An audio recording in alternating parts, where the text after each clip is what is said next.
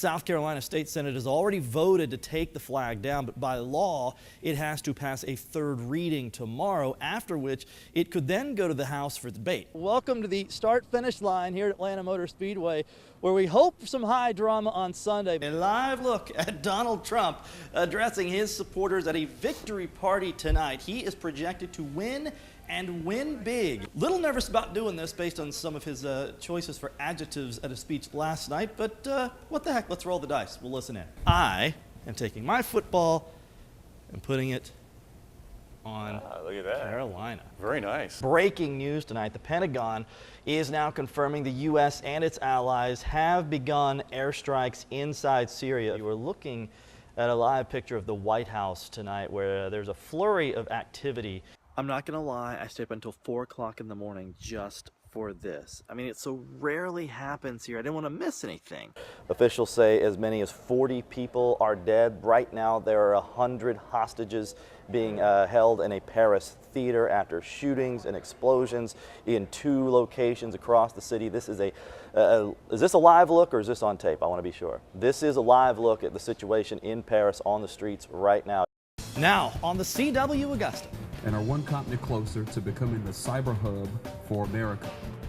One small step for downtown that officials believe could be a giant leap for the CSRA. I'm John Hart. It's 10 o'clock on the CW Augusta, and happening right now, the Iowa caucuses.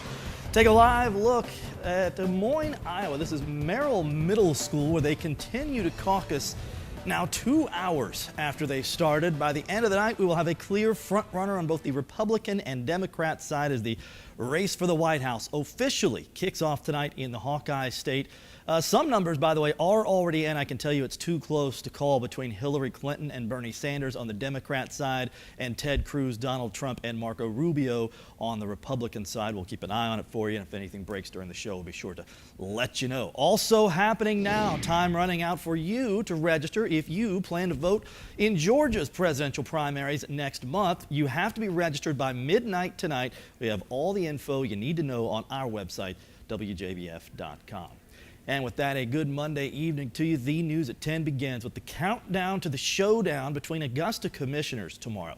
They will discuss possible new rules for pet owners, including a $50 fee if you don't get your pet fixed, plus mandatory microchipping and making it illegal for dogs to be chained up outside without supervision. I can't support it. Margaret Ann Carter live in the newsroom. Mac, you got a real live up-close example tonight of why one group says these new rules could help save lives. A body found in Lincoln County belongs to a man who went missing last week. The sheriff says Randy Williams' body was found this morning in the Gravel Road area. That's in northern Lincoln County. Been missing for more than a week after his family says he walked away from his home. Coroner now trying to figure out exactly how Williams died. A new era for an iconic downtown building that officials hope will breathe a new life into the area as a whole. Unisys officially opened its doors on the Riverwalk today, and Renee Dubose was there. We're excited about hopefully bringing in 700 employees here. They've already hired 250 people with more to come, and company officials tell us first priority for future hires will go to veterans. The construction of those 2 new nuclear reactors at Plant Vogtle is coming along. We were given a tour of the 800-acre construction site today. Once the 2 new ones are finished, Plant Vogtle will be the first 4-unit plant in America. And those officials tell us, despite delays, the project is more than halfway finished. And when it is, it will generate enough power for 1 million homes and businesses. We need all of the energy sources that are available to us. They estimate the total cost at $7.4 billion.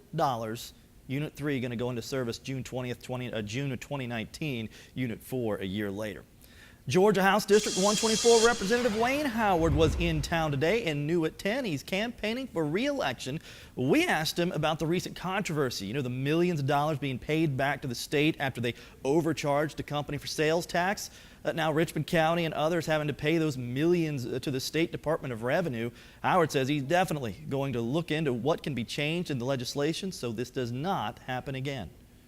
There needs to be some consideration, in my opinion, on changing the statute. Says he wants you to know that he is there for you, and he's excited about running for re-election this time around.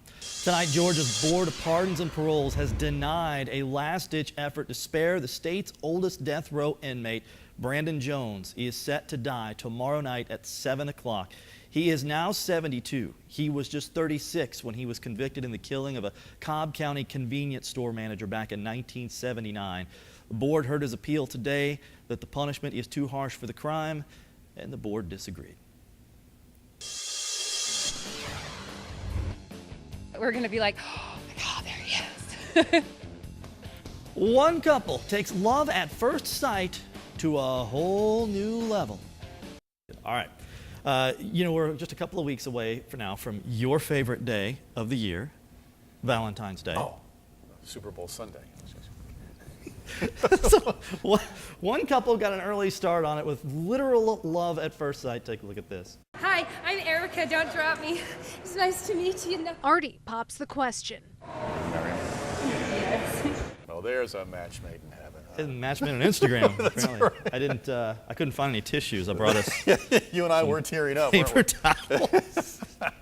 Just go on a date. Just sure. A date maybe first before and I wonder you. why they hadn't met beforehand. Right.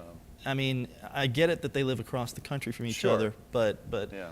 just I don't know. Yeah. Wish them well. Need a follow-up on this story, I think, in a year or so. I think there will be sooner than later coming up. Here's hoping the rest of Super Bowl week goes better for the Denver Broncos than today did. News across America next.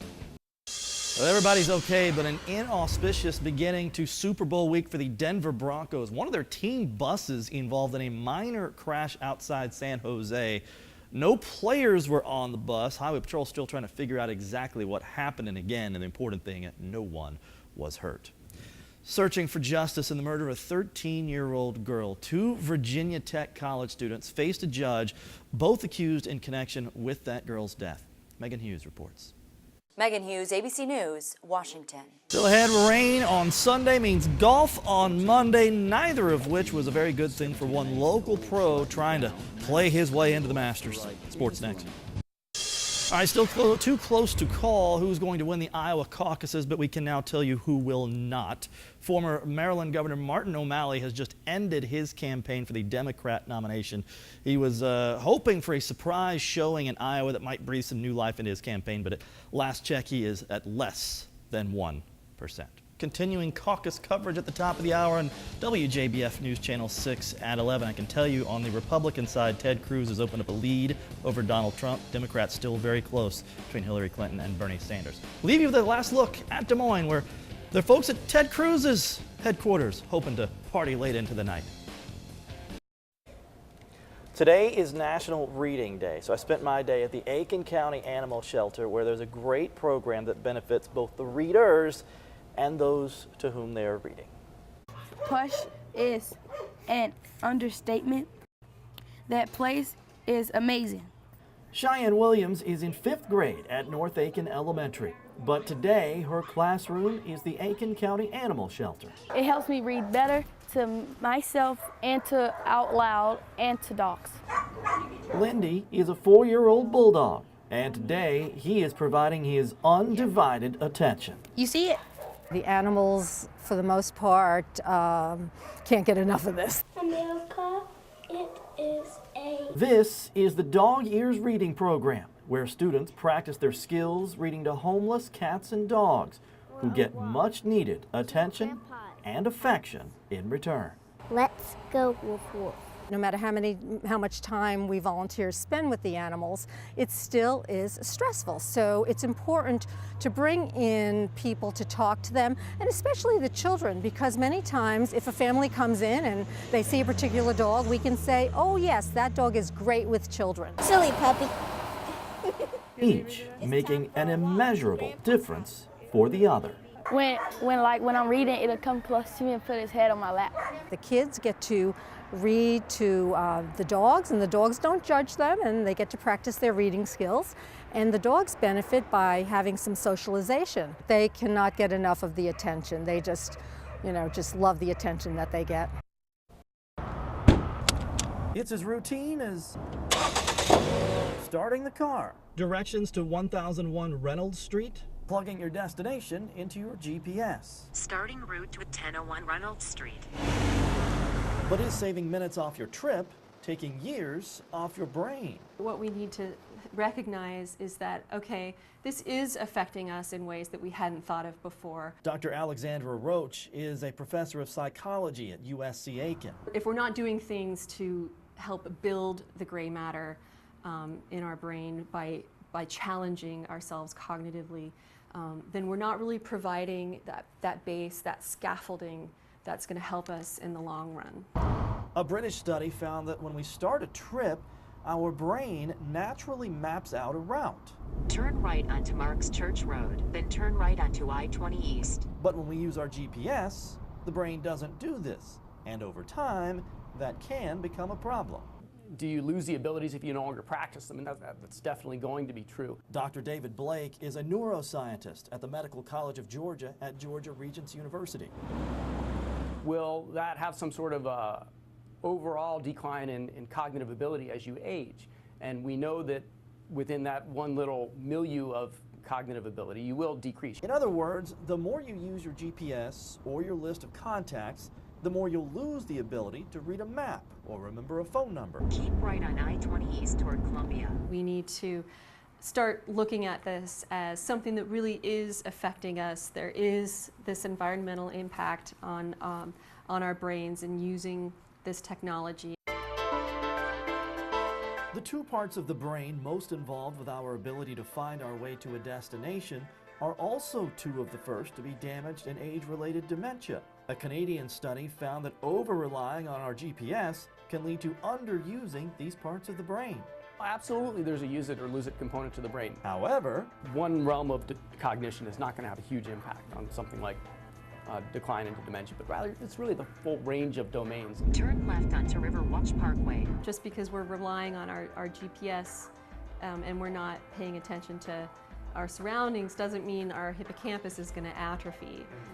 We just need to make sure that we're stimulating our brains in other ways. We do need to be cautious about the introduced new use of technology.